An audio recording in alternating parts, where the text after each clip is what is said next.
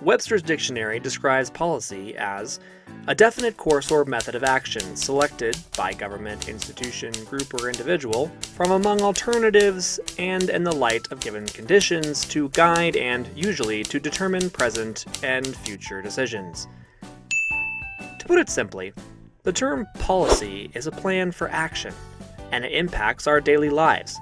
Policy affects the air we breathe, the quality of the water that we drink, and the speed at which we drive our cars. Policy can be reactive, which means it's created in response to a current pressing problem.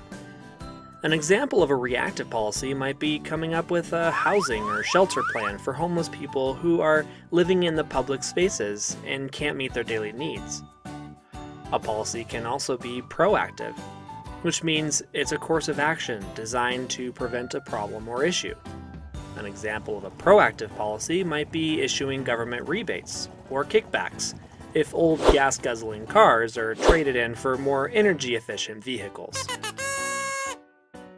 A policy and a law may at first appear somewhat similar, but they are different.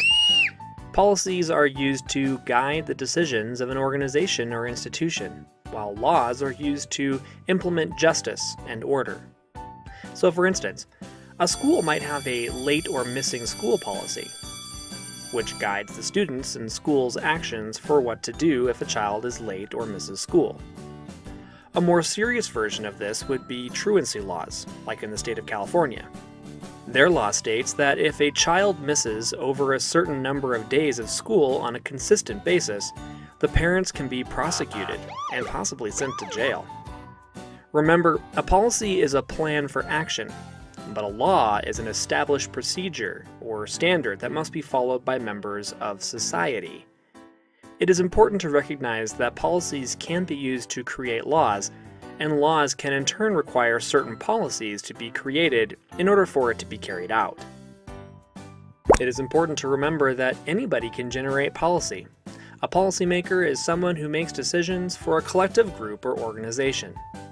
Good policymakers base their decisions on the best scientific data available. To better understand the role of policy in our everyday lives, let's look at it in the context of the environment.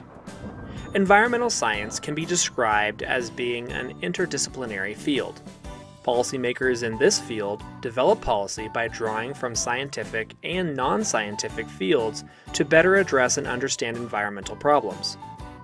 In other words, coming up with good environmental policy requires having accurate scientific data as well as an understanding of the people involved in an environmental problem or issue.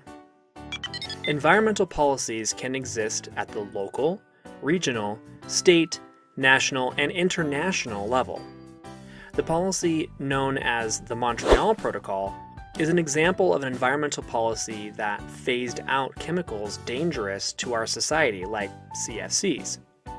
The Montreal Protocol is landmark because it was international and impacted the actions of many different countries. What are some important environmental issues that need better policies in place to help produce better solutions for all? The first step to making a difference in the world is science, followed by smart policy that is data-driven and considerate of social and environmental factors.